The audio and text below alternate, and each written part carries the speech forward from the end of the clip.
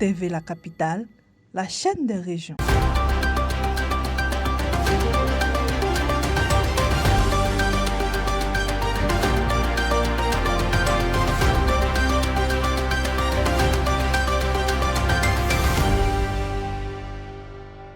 Le 28 février 2026, Nguesson Kofi Emmanuel et Konoa Rose ont été officiellement investis respectivement comme président des jeunes et présidente des femmes du canton de Pré-Pressou à Boaké. Les cérémonies parrainées par le député maire de Bourbeau, Louis Kwaku Abonoa, visaient à renforcer la cohésion sociale, la paix et le développement local. Les autorités ont encouragé les nouveaux responsables et les populations à s'impliquer dans des actions communautaires et à promouvoir des projets favorisant l'emploi des jeunes et l'amélioration des conditions de vie des femmes. À Bouna, l'opération Épervier sur nos axes routiers, lancée par la direction de la police nationale, se traduit par des contrôles renforcés sur les principales artères de la ville. Les agents vérifient les pièces administratives, l'état technique des voitures et le respect du code de la route afin de lutter contre l'incivisme et réduire les accidents. L'opération associe sensibilisation des usagers et répression des infractions avec l'immobilisation d'engins et sanctions. Une attention particulière est portée aux motos et tricycles, souvent impliqués dans les accidents et parfois conduits sans assurance ou par des mineurs. À l'occasion du 62e Salon international de l'agriculture à Paris le 28 février 2026, Jules Dali, président de la FPACI, a invité les diasporas ivoiriennes à investir dans le programme d'urgence de renouvellement et d'extension du verger avicole PUR 2026-2035. Le programme vise à créer et réhabiliter 500 000 hectares de plantations sur 10 ans pour plus de 240 000 producteurs tout en favorisant l'insertion des jeunes et des femmes, la professionnalisation des exploitants et le développement durable. La FPACI souhaite ainsi faire de l'élevage-culture un moteur économique et écologique pour la Côte d'Ivoire tout en mobilisant producteurs, investisseurs et institutions.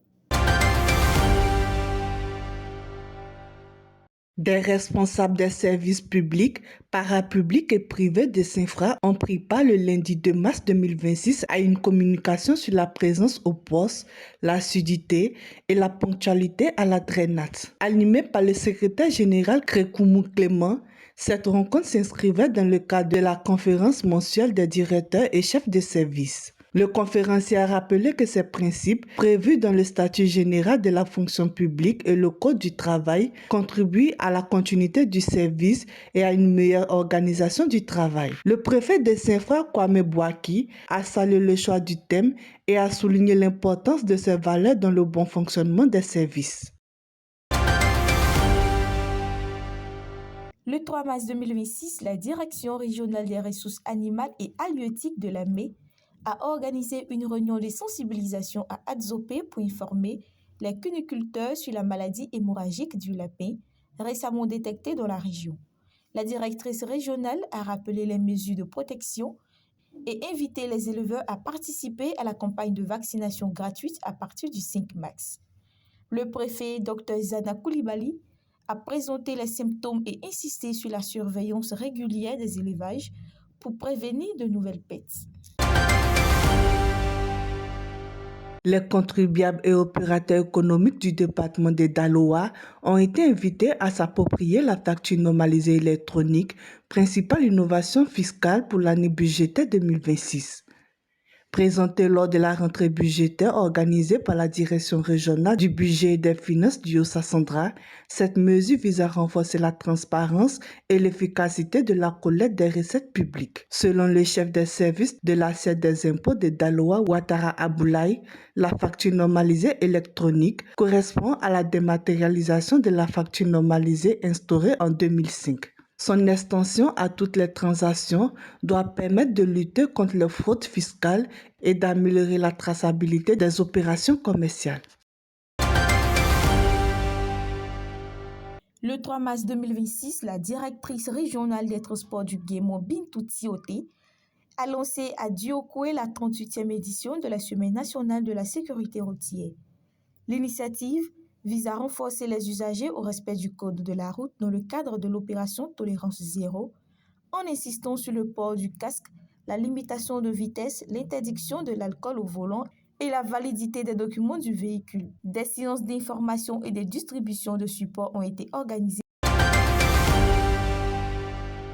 Le préfet intérimaire de Tiasalé, Mme Gogozika Gisèle Larissa, a appelé la population et les usagers de la route à se mobiliser contre les accidents et l'incivisme routier lors du lancement de la Semaine nationale de la sécurité routière le 2 mars 2026. Elle a exhorté le conducteur à respecter le code de la route et à disposer de tous les documents nécessaires avant de circuler. La campagne marquée par une politique de zéro tolérance prévoit le contrôle renforcé et la mise en fourrière des véhicules des contrevenants. Elle se poursuit jusqu'au 10 mars.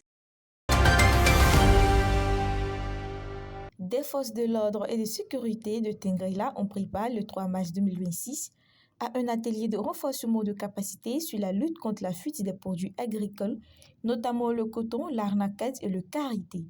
La formation visait à mieux outiller les agents opérant aux frontières afin de maîtriser les procédures de commercialisation et de transport de ces produits. Les autorités ont également insisté sur l'application des sanctions contre les contrevenants et salué l'engagement des forces de sécurité dans la protection de la filière. Une maison d'habitation construite dans les années 1950 a été entièrement ravagée par un incendie dans la nuit du 1er mars 2026 à Korobo, un village situé à une cinquantaine de kilomètres de Tanda. Cette bâtisse de 14 chambres, représentatrice de l'architecture coloniale et symbole du patrimoine culturel Brong, est partie en fumée, laissant 15 personnes sans abri. Selon des témoignages, le feu serait parti d'une chambre occupée par un locataire absent au moment des faits. Grâce à la mobilisation des riverains, l'incendie a pu être maîtrisé, évitant la propagation aux habitations voisines. Aucune perte en vie humaine n'a été enregistrée, mais les dégâts matériels sont importants. Une enquête de la gendarmerie a été ouverte pour déterminer la cause du sinistre.